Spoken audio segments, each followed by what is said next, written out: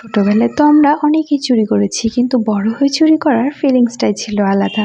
রাধা অষ্টমীর আগের দিন রাত্রিবেলা এর গাছের নারকেল, তোর গাছের পেয়ারা, তো তার গাছের চাল কুমড়ো, ঠিক এইভাবেই বাচ্চারা চুরি করে নিয়ে একটা বাড়িতে জাগিয়েছিল। মানে হচ্ছে ওই যে কার্তিক ঠাকুর দিয়ে আসে না সবার বাড়িতে, ঠিক সেরকম। তার মধ্যে থেকে একটা নারকেল নিয়ে সবাই মিলে খেলছিল কাদামাটির মধ্যে। বেলায় চুরি করলে জানতে পারলে বড়রা আমাদেরকে অনেক বকাঝকা করতো, কিন্তু এই দিন সবাই জানতে পারলেও আমাদেরকে বকাঝকা করেনি, কারণ কিনা সবাই জানতো যে রাধা অষ্টমীর জন্য ছোটরা এরকম চুরি করে প্রসাদের জন্য নিয়ে গেছে। যে প্রসাদের সবজিগুলো বানানো হয়েছিল, সমস্ত সবজিই ছিল চুরি করা। তোমরা হয়তো অনেকেই বলবে যে চুরি করার কি আছে, কিনে আনলেও তো পারতে। হ্যাঁ, কিনে আনলেও পারতাম, কিন্তু এগুলো না চুরি করেই করে। আর এই চুরিটা যেহেতু রাধারানীর উৎসবের জন্য করে, সেই জন্য কেউ কিছু বলে না। বিকালে প্রসাদ খাওয়ার পর সন্ধ্যায় চলে এলাম কীর্তনে, আর রাত 1টা পর্যন্ত কীর্তন শুনেছিলাম, দেন প্রসাদ খেয়ে বাড়ি চলে এলাম।